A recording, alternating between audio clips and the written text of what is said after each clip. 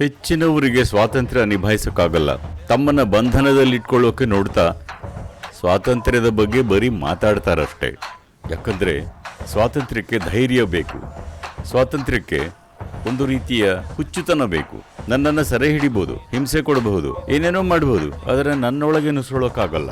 ಹುಡುಗರು ಈ ಹಾಡುಗಳನ್ನು ಕಲಿಬೇಕು, ಇಲ್ಲದಿದ್ದರೆ ಹುಡುಗಿಯರನ್ನು ಒಲಿಸ್ಕೊಳ್ಳೋಕ್ಕಾಗಲ್ಲ.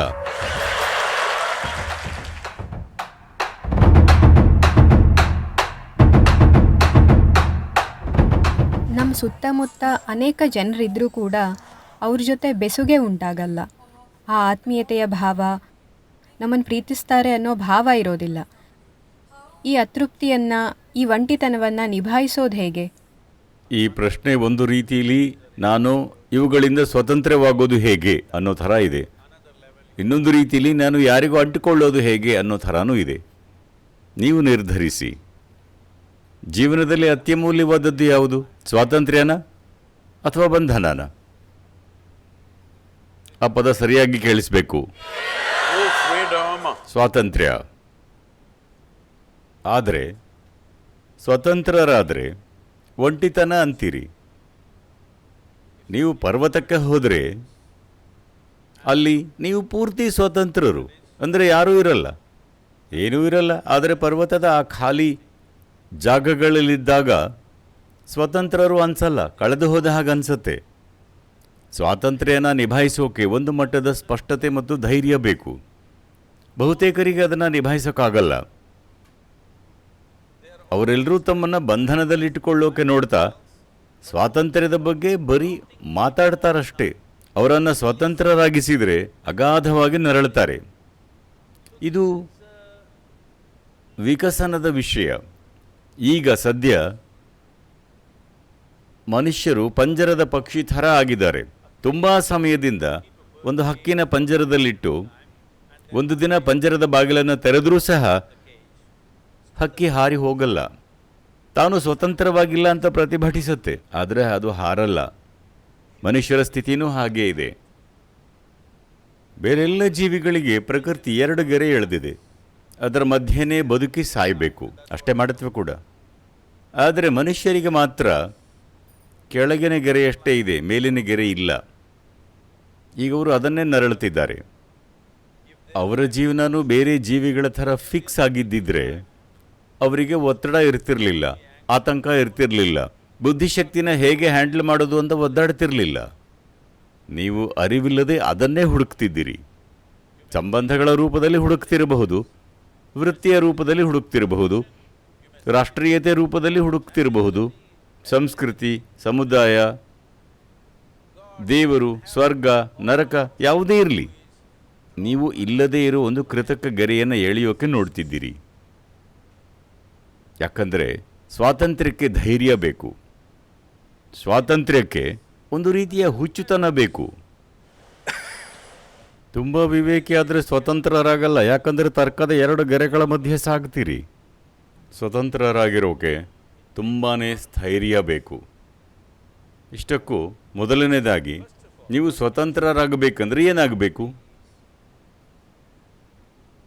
ಮನುಷ್ಯರ ಎಲ್ಲ ಅನುಭವಗಳಿಗೂ ಒಂದು ರಾಸಾಯನಿಕ ತಳಹದಿ ಇದೆ ಅಂತ ಗೊತ್ತಿದೆಯಾ? ಹಲೋ, ಯಾವುದನ್ನು ಸಂತೋಷ ಅಂತೀರಿ ಅದು ಒಂದು ರೀತಿಯ ಕೆಮಿಸ್ಟ್ರಿ, ತೊಳಲಾಟ ಇನ್ನೊಂದು ರೀತಿಯ ಕೆಮಿಸ್ಟ್ರಿ, ಒತ್ತಡ ಒಂದು ರೀತಿಯ ಕೆಮಿಸ್ಟ್ರಿ, ಆತಂಕ ಇನ್ನೊಂದು ರೀತಿಯ ಕೆಮಿಸ್ಟ್ರಿ, ವೇದನೆ ಮತ್ತೊಂದು ರೀತಿಯ ಕೆಮಿಸ್ಟ್ರಿ, ಭಾವೋತ್ಕರ್ಷ ಇನ್ನೊಂದು ರೀತಿಯ ಕೆಮಿಸ್ಟ್ರಿ, ಎಕ್ಸ್ಟ್ರೆಸಿ ಒಂದು ರೀತಿಯ ಕೆಮಿಸ್ಟ್ರಿ ಅಂತ ಗೊತ್ತಿರುತ್ತೆ. ಯಾಕಂದರೆ ಡ್ರಗ್ ಅಂದರೆ ಜೀವನದ ನಿಮ್ಮ ಅನುಭವಕ್ಕೆ ಒಂದು ರಾಸಾಯನಿಕ ತಳಹದಿ ಇರುತ್ತೆ. ಇದು ತುಂಬ ಮೇಲ್ಮೈನಿಂದ ನೋಡೋ ರೀತಿ, ಅದಕ್ಕೆ ಬೇರೆ ಆಯಾಮಗಳು ಇವೆ. ಆದರೆ ಸದ್ಯ ಇಷ್ಟು ಸಾಕು. ಅಥವಾ ಈಗ ನೀವು ನಾನು ಅಂತ ಏನು ಹೇಳ್ತೀರಿ ಅದೊಂದು ರೀತಿ ಕೆಮಿಕಲ್ ಸೂಪ್. ಪ್ರಶ್ನೆ ಏನಂದರೆ ನೀವು ಒಳ್ಳೆ ಸೂಪ ಅಥವಾ ಕೆಟ್ಟ ಸೂಪ ಅನ್ನೋದು. ಹೌದಾ ಅಲ್ವಾ? ನೀವು ಆನಂದಭರಿತ ಕೆಮಿಸ್ಟ್ರಿ ಹೊಂದಿದ್ರೆ ಕಣ್ಣು ಮುಚ್ಚಿದ್ರೂ ಅದ್ಭುತ, ಕಣ್ಣು ತೆರೆದ್ರೂ ಅದ್ಭುತ, ಯಾರೋ ಇಲ್ಲಿದ್ದರೆ ಅದ್ಭುತ, ಯಾರೂ ಇಲ್ಲದಿದ್ದರೆ ಇನ್ನೂ ಅದ್ಭುತ. ಹೌದಾ ಅಲ್ವಾ? ಆದರೆ ನಿಮ್ಮ ಕೆಮಿಸ್ಟ್ರಿ ಚೆನ್ನಾಗಿಲ್ಲದಿದ್ದಾಗ ಯಾರೋ ನಿಮ್ಮೆಡೆಗೆ ಮುಗುಳ್ನಕ್ಕರೆ ಪರವಾಗಿಲ್ಲ ಅನಿಸುತ್ತೆ. ಅದ್ಭುತ ಅಲ್ಲ? ನಿಮ್ಮನ್ನು ಹೀಗೆ ನೋಡಿದರೆ ಆಗ ಸಮಸ್ಯೆ. ಇವರೆಲ್ಲ ನೀವು ಬಯಸಿದಂತೆ ನಡ್ಕೊಳ್ತಿದ್ರೆ ನಿಮ್ಮ ಕೆಮಿಸ್ಟ್ರಿ ತಕ್ಕ ಮಟ್ಟಿಗೆ ಸಂತುಲನೆಯಲ್ಲಿರುತ್ತೆ. ನಿಮಗೆ ಇಷ್ಟ ಇಲ್ಲದ್ದನ್ನು ಮಾಡಿದರೆ ಬೂಮ್ ಬೇರೆ ಎಲ್ಲಿಗೂ ಹೋಗುತ್ತೆ. ಅಂದರೆ ಮೂಲಭೂತವಾಗಿ ನೀವು ಇದರ ಕಾರ್ಯವಿಧಾನದ ಕಡೆ ನೋಡಿಲ್ಲ. ಇದರ ಆಧಾರ ಏನು, ಹೇಗೆ ಕೆಲಸ ಮಾಡುತ್ತೆ, ಅದು ತನ್ನ ಗರಿಷ್ಠ ಮಟ್ಟದಲ್ಲಿ ಕೆಲಸ ಮಾಡೋಕ್ಕೆ ಏನು ಮಾಡಬೇಕು. ಈಗ ನೀವು ಆನಂದವಾಗಿದ್ದೀರಿ ಅಂದುಕೊಳ್ಳಿ, ನಂತರ ಆಗ ಯಾರಿದ್ದಾರೆ ಯಾರಿಲ್ಲ ಅಂತ ಯೋಚಿಸ್ತೀರಾ? ಜೊತೆಗಿದ್ದರೆ ಅದ್ಭುತ, ಇಲ್ಲದಿದ್ದರೂ ಅದ್ಭುತ. ಯಾಕಂದರೆ ಜೀವನದ ನಿಮ್ಮ ಅನುಭವ ನಿಮ್ಮ ಹತ್ರ ಏನಿದೆ ಏನಿಲ್ಲ ಅನ್ನೋದರಿಂದ ನಿರ್ಧರಿತವಾಗ್ತಿಲ್ಲ. ಅದು ಜನರು, ಆಹಾರ, ಅದು ಇದು ಏನೇ ಆಗಲಿ, ಇವುಗಳಿಂದ ನಿರ್ಧರಿತವಾಗ್ತಿಲ್ಲ. ನೀವು ಹೇಗಿದ್ದೀರಿ ಅನ್ನೋದು ಹೊರಗಿನವುಗಳಿಂದ ನಿರ್ಧರಿತವಾಗ್ತಿಲ್ಲ ಅಂದಾಗ ಆಗ ಒಂಟಿತನ ಅನ್ನೋದು ಇರಲ್ಲ. ನಿಮ್ಮ ಆ ಏಕಾಂತವನ್ನು ಎಂಜಾಯ್ ಮಾಡ್ತೀರಿ. ಯಾಕಂದರೆ ನಿಮಗೆ ಇಷ್ಟ ಆಗಲಿ ಆಗದೇ ಇರಲಿ, ಈ ಸಣ್ಣ ವಯಸ್ಸಲ್ಲಿ ಇದನ್ನು ಅರ್ಥ ಮಾಡಿಕೊಳ್ಳೋದು ಕಷ್ಟ. ನಿಮಗೆ ಇಷ್ಟ ಆಗಲಿ ಆಗದೇ ಇರಲಿ, ಈ ದೇಹದೊಳಗೆ ನೀವು ಯಾವಾಗಲೂ ಒಂಟಿನೇ ಅಲ್ವಾ? ನೀವು ಮಾತುಕತೆ ಮಾಡಿ, ಸಂಭೋಗ ಮಾಡಿ ಅಥವಾ ಬೇರೆ ಏನಾದರೂ ಮಾಡಿ, ಆದರೂ ದೇಹದಲ್ಲಿ ನೀವು ಒಂಟಿನೇ, ಹೌದಾ ಅಲ್ವಾ? ಹಲೋ, ನಿಮ್ಮ ಈ ಒಂಟಿತನನ ನಿರ್ವಹಿಸೋದನ್ನು ಕಲೀಲಿಲ್ಲ ಅಂದರೆ ಜೀವನದ ಬಗ್ಗೆ ನೀವೇನು ಕಲೀಲಿಲ್ಲ ಅಂತ. ಅತ್ಯಂತ ಸುಂದರ ಸಂಗತಿ.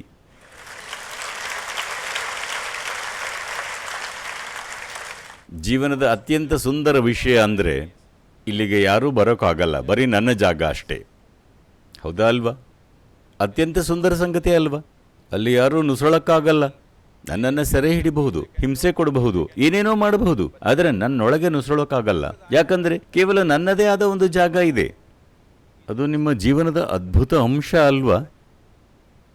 ಅದನ್ನು ನರಳಬೇಡಿ, ಅದು ಅತ್ಯಂತ ಸುಂದರ ಸಂಗತಿ. ಆದರೆ ನೀವು ರೊಮ್ಯಾಂಟಿಕ್ ಆಗಿ ಹಂಬಲಿಸ್ತಾ ಎಂಜಾಯ್ ಮಾಡಬೇಕು ಅಂದರೆ ಅದೇನೋ ಪ್ರಸಿದ್ಧ ಹಾಡುಗಳೆಲ್ಲ ಇರತ್ವಲ್ಲ, ಯಾರಿಗೂ ಹಂಬಲಿಸೋ ಹಾಡು, ನೀನಿಲ್ಲದೆ ಬದುಕೋಕ್ಕಾಗಲ್ಲ ಅಂತ. ಎಲ್ಲ ಹಾಡು ಹಾಗೇ ಇರುತ್ತೆ. ಒಂದು ಹಾಡು ಹೇಳಿ, ಹಳೇದು ಯಾವುದಾದ್ರೂ. ಹಾಡೋಕ್ ಬರಲ್ಲ. ಪದಗಳನ್ನು ಹೇಳಿ, ನಾನು ಹಾಡ್ತೀನಿ. I think ಮೈಕಲ್ ಹೇಳಿ. हम तेरे बिना अब रह नहीं सकते, तेरे बिना क्या वजूद मेरा. ನನಗೆ ಹೇಳ್ತಿದ್ದೀರಾ? ಸರಿ ಸರಿ, ಗೊತ್ತಾಯಿತು.